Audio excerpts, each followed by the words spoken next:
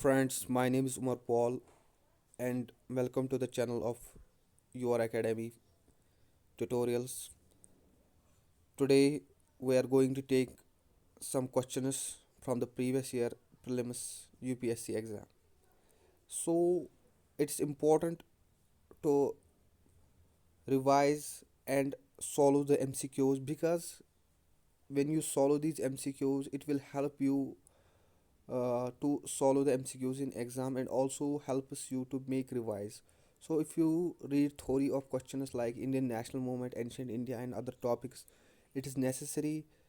You should make practice of MCQs in order to understand how much you have learned and how much is left. So if you like this video, please subscribe the channel. Please support our channel because without your support we cannot grow on YouTube. So let's start. The first question is, which of the following was an emigre communist general of Aman Roy?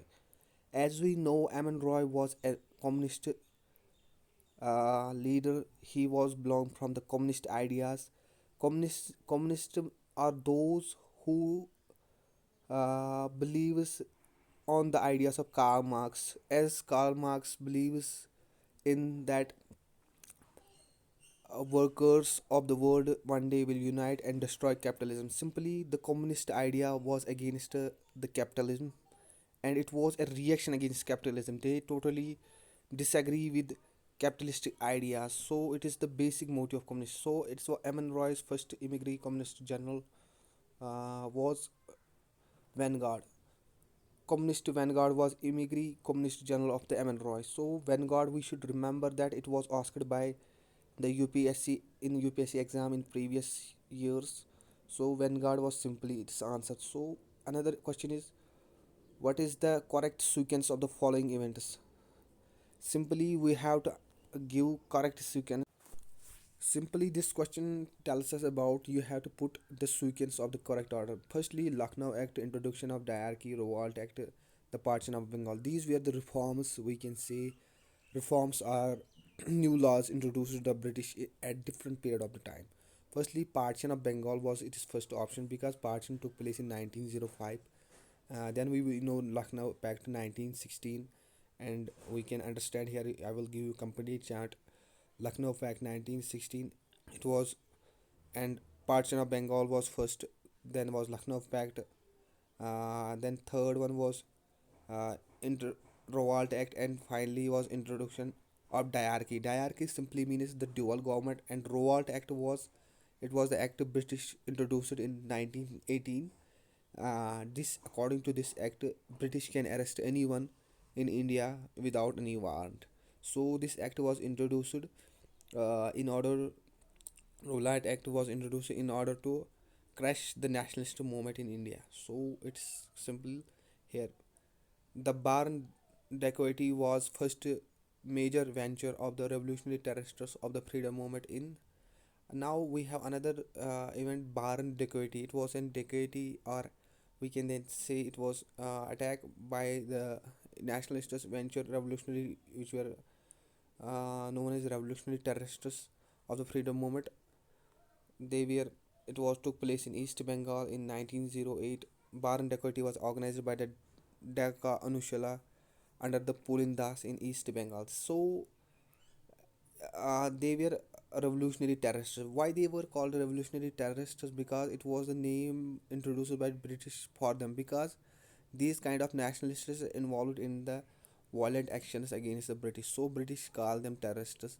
And other was the group of Mahatma Gandhi who believes in the action of non-violence. So they were called the radical nationalist movements and other than. Another question is, in 1930 Mahatma Gandhi started civil disobedient movement from. Simply question asks us where from Mahatma Gandhi started his civil disobedient. Firstly, we will give little glimpse of the what civil disobedience movement was. Civil disobedience simply movement was that Gandhi in British India, British had monopoly of salt trade. Without the permission of British, no one was allowed to trade in salt. So Indians were given no rights in the salt trade. So British have complete control over the salt trade. So Gandhi said, why British have complete salt? Give Indians right to do salt and this monopoly of the British. So Gandhi simply started this movement against the salt monopoly. This movement, civil disobedience movement, was also known as Dandi March. It was also known as Salt Satyagraha. So it was started from question asker where it started from. It was started from Sabarmati Ashram. In 1930, Gandhi started civil disobedience by starting Dandi March from Sabarmati Ashram in Gujarat and reached Dandi on April 1930 and broke this salt law. He broke salt law by taking some salt in his hand and simply broke this act. Another objective which one of the pair is not correctly matched. Simply this correctly measured the pair is Bal Gangadhar Tilak Satya Shodhak Samaj. Sorry, it's wrong because Bal Gangadhar Tilak was not a leader of lower castes. He was a nationalist leader but very radical in his thoughts. So its answer is Satya Shodhak Samaj was founded by Jyotiba Phule in 1873 because Jyotiba Phule was the leader of lower caste people. He was supporting the lower caste people and also the women rights. He fought for that. It was simple. The Sarbandi no tax campaign of 1922 was led by Sarbandi was the no tax campaign. We are not going to tax pay tax. It was this campaign was launched by the important leader whose name was uh, Sardar Vallabhbhai Patel. It was led by the Vallabhbhai Patel in Gujarat. So Vallabhbhai Patel was one of the important leader of the nationalist movement because he was a very close leader to the Gandhi and his ideas. He was following closely the Gandhi's ideas and he was from Gujarat as he Patel castes were mainly from Gujarat. So another objective is who among the following leader did not believe in the drain theory of Dadabhai Naroji? Who was that leader who did not follow the believe in drain theory? So what was this drain theory? Drain theory simply means uh, drain. It was a concept introduced by Dadabhai Naroji. He believes that in India the resources and were taken by the British to the were taken by British Indian economy, Indian resources were taken by British from India to British and they led to the drain of wealth. So simply it was the economical drain. It was the resources drain which were taken by the British economy or we can say resources taken by the British uh, from India and this led to the um, unemployment poverty in India and simply it was drain of wealth from India to Britain.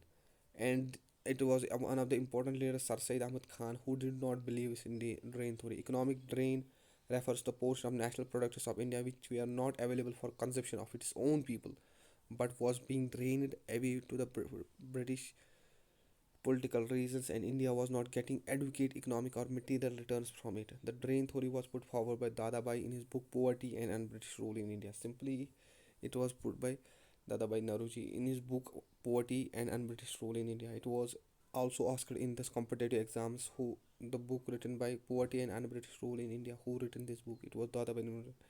B.R. Ambedkar was elected to the Constituent Assembly from it was assessed to West Bengal.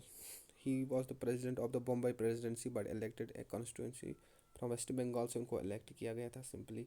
The Anarchical and Revolutionary Crime Act in 1919 was popularly known as एक anarchical and revolutionary crime act was introduced उसको revolt act बोलते थे 1919 में introduce किया गया था. British India Act in 1784 Indian Arms Act ये अलग अलग एक्ट्स आप याद रख सकते एल्बर्ट एक्ट को 1878 में इंट्रोड्यूस किया. The first meeting the meeting of Indian and British political leaders during 1930 to 90 in London has often referred as the first and second roundtable conference. It would be incorrect to refer them as such because देखिए it was simply these movements we know the period 1930 to 1932 was the period of civil disobedience movement in India. It was stopped some time because of this first and roundtable conference because this conference introduced in order to stop the civil disobedient movement. British want to stop them. That's why he introduced this movement. And it was in instance of this conference held three sessions, not that of three separate conferences. First round table conference was initially between the British and the Indian equals. The Indian nation does not participate in first and third. So there were some leaders in India who participated in the first round conference, but Indian National Conference जो हमें simply examiner बोलता है कि which of the following nationalist Indian nationalists did not participate in the conferences first, second, and third. Second, it was only second roundtable conference in which Gandhian leaders or we nationalist leaders participate in, and they did not participate in the first and the second conference. Finally, the who among the following was a prominent leader of the Congress Socialist Party. So Congress was divided into different parties. It was the Socialist Party was there. It was Acharya Narendra Dev. CSP Congress Socialist Party was formed in 1934 by J.P. Narayan, Acharya Narendra Dev, Baswant Singh, and Yoginder Shukla. Simply now we will take the final objective. Which one of the following is not correct about the cabinet mission plan? So we have the cabinet mission was introduced by the British in 1942, before the around the Quiet India movement, because British does not want India to participate. To British want Indians to support them in World War II. Accelerate acceptance of the Pakistan. So which of the following was not correct about the cabinet mission plan? Acceptance of the Pakistan. Cabinet mission proposed a rejection of the demand for the full-fledged Pakistan because of the Pakistan. So formed would include large non-Muslim population, 38% West Bengal, Northwest, and 48% Northeast. Finally, we will take who among the following suggests the winding up of the National Congress after the attainment of Indian. देखिए एक final हमारा जो important objective है ये बहुत ही important objective है. It is an important objective because it is asked in different competitive exams. It was a suggestion given by the Indian nationalist leader that after the independence, when we get the independence, we will wind up this national Indian National Congress because they don't want uh, uh, people to vote for that party which have given them independence, because it will lead to the bias and creates a hegemony of one party because they have created and they have get the name in the Indian society. So it was simply Mahatma Gandhi. We know Gandhi was the amazing personality who realized that Indian National Congress can get benefit from its past legacy. So that was the fact. We know how many years Congress ruled over India after the independence because of its name. So finally, I will say thanks to everyone who have watched this video, and please subscribe to the channel if you like this video, because without your support it is not possible for us to grow. And I will finally give you some suggestion to you. These objectives were important, very important for cracking any competitive exams. So history is the part of every competitive exam, and Indian national movement is the heart and the soul of every competitive exam. So I have we know examiners in different competitive exams usually ask the questions of previous years.